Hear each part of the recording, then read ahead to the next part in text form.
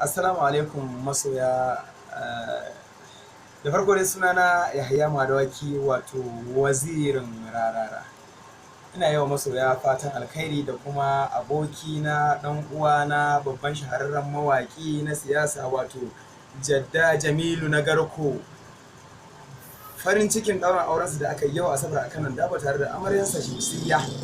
Ubangiji Allah ya bada zaman lafiya, ya kuma ce kwara da aka yi, ya hore abin ciyarwa da abin tufatarwa da kyakkyawan gurin kwana da kula da addini kamar yadda musulunci ya tanada. Sauran manya-manyan abokanan ango irin su mai gidana Dauda Abdullahi Kahutu Rara.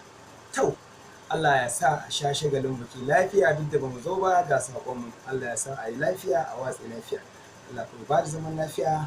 Ni naku wazirin rara nake cewa Kanawa a sha shagalin biki lafiya. Sai dai ga ɗan baitin zan ɗaya muku a takaice na shi wato ango Jamilu Jadda na Garko. Yau ango da amarya murna muke yau sun shigalle. Jamilu Jadda ango Shamsiyya ce ta zama amarya.